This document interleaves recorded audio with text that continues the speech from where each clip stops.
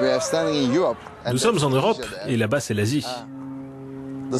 Le son de ces magnifiques bateaux mélangé au son des enfants qui jouent, le paysage phonique est si puissant. Il y a des couches et des couches de sons qui rencontrent des choses très modernes, comme ces gratte-ciels à côté de ces belles mosquées. En tant qu'artiste, rien ne peut mieux m'inspirer que de me trouver dans un endroit où les différents contrepoints se rencontrent en un seul lieu. Mercan Dede est l'un des artistes contemporains les plus en vogue en Turquie. Musicien et DJ de renom international, il séduit un public éclectique en fusionnant musique traditionnelle soufie et musique électronique. Son groupe réunit des musiciens de toutes les communautés ethniques de Turquie. Les musulmans conservateurs adorent notre musique, tout comme les punks, les gens des mouvements alternatifs et les écologistes. C'est l'essence même du soufisme, réunir les gens, les rapprocher. Et nous utilisons cet outil non seulement en Turquie, mais aussi en dehors du pays. Nous utilisons ce merveilleux mode de communication pour rapprocher des cultures et des idées différentes. Istanbul est consacrée cette année capitale culturelle européenne. L'occasion de demander à quelques acteurs de la création contemporaine turque de nous donner leur vision de l'identité culturelle de la ville.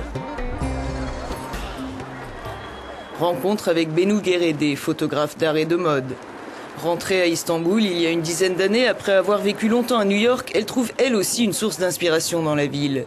Mais cette mère célibataire de 4 enfants ne se contente pas de stéréotypes. Je trouve que beaucoup de gens ici à Istanbul vivent dans une bulle. Beaucoup de choses sont factices et personne ne veut vraiment voir la réalité en face.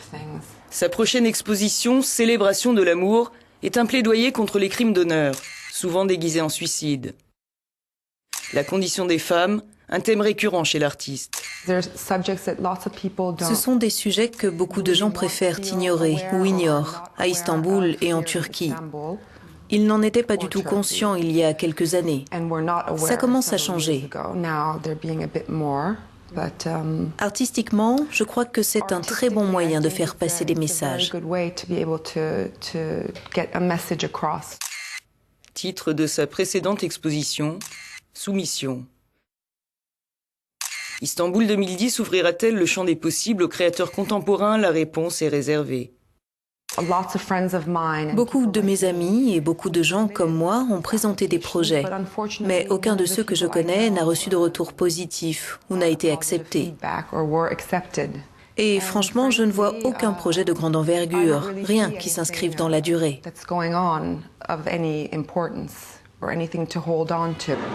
Istanbul 2010 soutiendra pourtant quelques 500 projets artistiques à travers la ville et la création de centres culturels. Mais une grande part du budget sera consacrée à la mise en valeur du patrimoine et à la restauration de monuments anciens comme le palais de Topkapi. Rendez-vous à Pyramide, lieu de création et d'exposition créé par Bedri Baykam, considéré comme le chef de file de la peinture contemporaine turque et l'un des plus politiques. Kémaliste engagé, il n'a de cesse de fustiger la politique culturelle du gouvernement. On parle d'une grande fête internationale et de l'ouverture de la Turquie aux valeurs de l'art universel comme capitale européenne. Tout ça, c'est très bien. Moi, j'aurais aimé voir un grand musée d'art moderne financé par l'État. On ne finance dans ce pays, il y a à peu près 100 000 mosquées et 0 musée d'art moderne. Est-ce que je peux vous donner une autre statistique qui aiderait à expliquer la situation? Je ne crois pas. Nos relations avec l'État pour les artistes, pour les écrivains, c'est est-ce que mon article va être poursuivi? Est-ce que ce livre risque d'être interdit?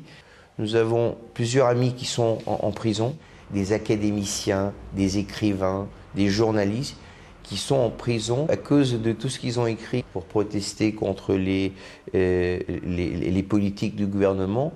Je ne sais pas si vous aurez le droit de diffuser cette interview. Prétendons que vous ayez le droit. L'Europe, on ne sait pas, elle ne veut pas voir, elle ne veut pas entendre, elle ne veut pas regarder.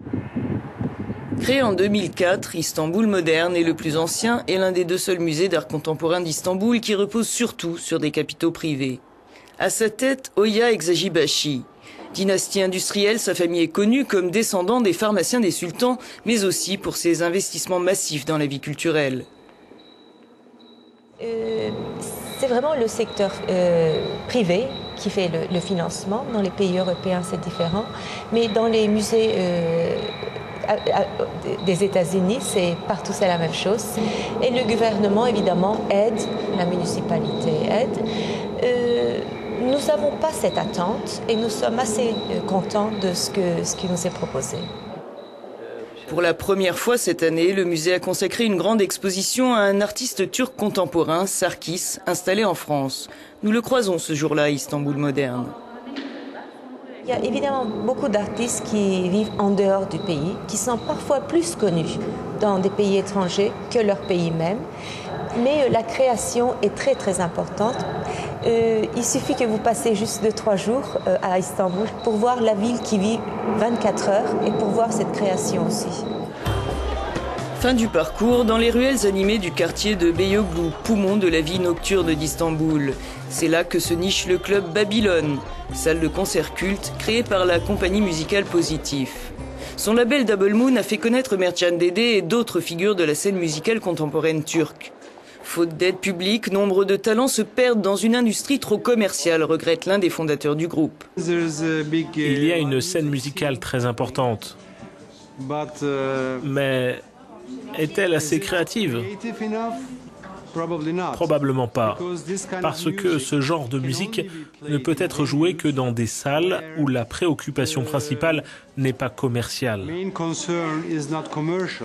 Après avoir propulsé la fusion turco-occidentale sur la scène internationale, Positif veut promouvoir un son plus traditionnel, mais rêve aussi d'autres horizons.